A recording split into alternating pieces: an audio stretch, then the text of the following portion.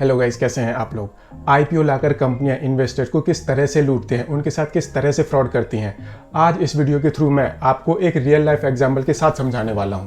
कहीं मत जाइए, चैनल को सब्सक्राइब कर लीजिए। आगे चलने से पहले डिस्क्लेमर, आप इस वीडियो को देखने के बाद एक्स्ट्रा मोटिवेटेड मत हो जाना, बिकॉज अगर आपने ऐसी कोई प्रैक्टिस शुरू की तो 99% क्या 100% चांसेस हैं दैट आप अपने आप को जेल में पाओगे। शुरू करते हैं आज का वीडियो। कुछ टाइम पहले मैं न्यूज़ स्क्रॉल कर रहा था एंड अचानक मेरे सामने एक न्यूज़ फ्लैश हुई एंड उस न्यूज़ को देखने के बाद मुझे थोड़ी सी हंसी आई।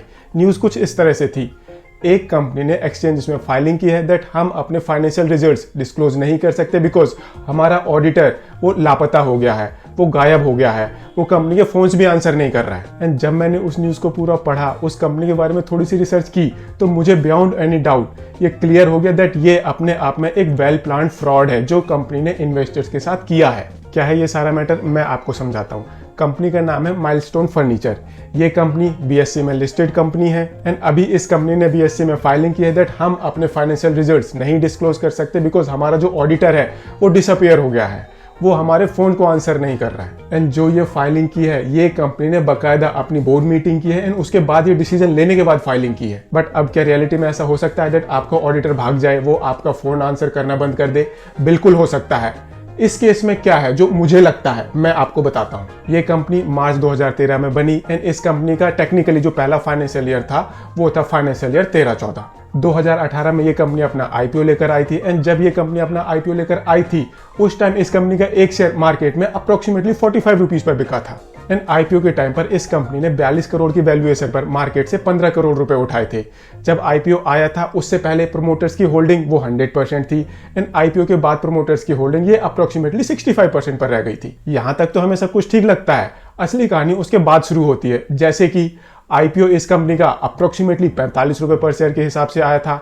आज की डेट में इस कंपनी का शेयर ये अप्रोक्सीमेटली 5 रुपए के आसपास ट्रेड कर रहा है। इस कंपनी के आईपीओ से पहले प्रोमोटर्स की शेयर होल्डिंग वो 100% थी।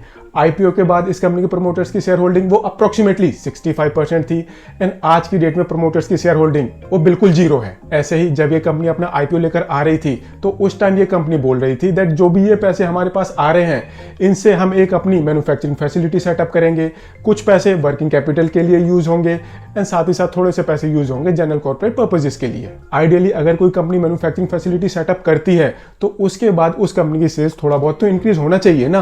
अब मैं आपको इस कंपनी की सेल्स के बारे में बताता हूं। पहले साल इस कंपनी की सेल थी 3 करोड़, दूसरे साल वो हो गई 6 करोड़, तीसरे साल इस कंपनी की सेल हो गई 9 करोड़, चौथे साल इस कंपनी की सेल हो गई 25 करोड़। चौथे साल ही इस कंपनी का आईपीओ भी आ गया था। जैसे ही आईपीओ आया उसके बाद इस कंपनी की सेल हो गई 8 करोड़, उससे अगले साल इस कंपनी की सेल हो गई 80 लाख, उससे अगले साल इस कंपनी की सेल हो गई 22 लाख, उससे अगले साल इस कंपनी की सेल हो गई 0। अगर आप मैन्युफैक्चरिंग फैसिलिटी सेटअप करते हो तो उसके बाद आपकी सेल वो टेक्निकली बढ़नी चाहिए ना। बट इस कंपनी की जो टोटल सेल थी वो 25 करोड़ से सीधे 8 करोड़ आ गई, 8 करोड़ से 80 लाख आ गई, 80 लाख से 22 लाख आ गई एंड 22 लाख के बाद वो जीरो भी हो गई। एंड माइंडेड, जब इस कंपनी की सेल जीरो हुई थी तो उस साल जो इस कंपनी का रॉ मटेरियल कंजम्पशन था वो पिछले साल के कंपैरिजन में अप्रोक्सीमेटली 25% टू 50% बढ़ गया था। कैन यू इमेजिन, आपकी सेल तो जीरो हो गई बट जो आपका रॉ मटेरियल कंजम्पशन है वो बढ़ रहा है। अब इस कंपनी की प्रॉफिटेबिलिटी देख लेते हैं। पहले साल इस कंपनी का प्रॉफिट था सिर्फ 5 लाख रुपए, दूसरे साल इस कंपनी का प्रॉफिट हो गया 20 लाख रुपए, तीसरे साल इस कंपनी का प्रॉफिट हो गया 32 लाख रुपए, चौथे साल इस कंपनी का प्रॉफिट हो गया 1 करोड़ 16 लाख रुपए। यही टाइम था जब इस कंपनी का आईपीओ आया था एंड आईपीओ के अगले साल इस कंपनी का प्रॉफिट हो गया 9 लाख रुपए, उसके अगले साल प्रॉफिट हो गया 1 लाख रुपए एंड उसके बाद ये कंपनी लॉसेस में चली गई। उसके बाद इस कंपनी का जो लॉस था वो था 1 करोड़ 25 लाख रुपए एंड अगले साल इस कंपनी का लॉस था 1 करोड़ 53 लाख रुपीस एंड उसके बाद इस कंपनी का ऑडिटर भाग गया। आपको पैटर्न नजर आ रहा है। कंपनी बनी, सेल इस कंपनी की कंटिन्यूसली इंक्रीज होती रही, कंपनी अपना आईपीओ लेकर आई, जैसे ही आईपीओ आया लोगों से पैसे उठाए उसके बाद इस कंपनी की सेल वो नीचे आ गई एंड ऐसे ही इस कंपनी की प्रॉफिटेबिलिटी भी नीचे आ गई एंड बाद में ये कंपनी लॉसेस करने लग गई। एंड अब इस कंपनी की क्या सिचुएशन है, इस कंपनी की सेल वो पिछले साल की बिल्कुल जीरो है। इस साल ये कंपनी अपने फाइनेंशियल्स भी नहीं दिखाना चाहती बिकॉज इस कंपनी का ऑडिटर भाग गया है। बेसिकली इसके स्टडी से आपको क्या समझ में आ रहा है, इस कंपनी के प्रमोटर्स ने क्या किया, उन्होंने एक कंपनी बनाई, उसकी सेल्स वो कंटिन्यूसली इंक्रीज हो रही थी, इनफैक्ट जबरदस्त तरीके से इंक्रीज हो रही थी। कंपनी का आईपीओ आया, फेवरेबल सिचुएशन क्रिएट हो जाती है, फिर कंपनी आईपीओ लेकर आ गई। उसके बाद जैसे ही आईपीओ आया, पैसे मार्केट से आपने उठाए, उसके बाद कंपनी की सेल वो धड़ाम धड़ाम नीचे आ गई, प्रॉफिट वो भी नीचे आ गया। इनफैक्ट अब कंपनी लॉसेस करने लग गई है एंड जो इस कंपनी की सेल है वो बिल्कुल जीरो हो गई है। तो इसमें अब ये प्रमोटर्स क्या करना चाह रहे हैं? बेसिकली जो ये प्रमोटर्स हैं, इन्होंने पैसे तो मार्केट से उठा लिए, बचा भी लिए होंगे। अब जो इस कंपनी के प्रमोटर्स हैं उनको जेल में ना जाना पड़े, वो एक ग्राउंड क्रिएट कर रहे हैं। वो अब एक ऐसी सिचुएशन बना रहे हैं दैट अब हमको एक अच्छी सी एग्जिट मिल जाए इस कंपनी से, दैट्स इट। अब जानने की कोशिश करते हैं दैट इस कंपनी का ऑडिटर वो क्यों भाग गया, उसने क्यों फोन उठाने बंद कर दिए। बेसिकली जो भी चार्टर्ड अकाउंटेंट्स होते हैं वही लोग ऑडिट करते हैं, तो वो लोग अपने क्लाइंट्स के साथ अटैच हो जाते हैं एंड कई बार तो वो इतने अटैच होते हैं दैट वो क्लाइंट से फीस भी नहीं मांग सकते। एंड इस केस में मुझे क्या नजर आ रहा है, इस केस में क्या हुआ होगा, कंपनी को ऑडिटर को समझ में आ गया होगा दैट जो भी ये कर रहे हैं this is very risky and ये तो खुद जेल में जाएंगे ही जाएंगे, ये मुझे भी जेल में डालेंगे।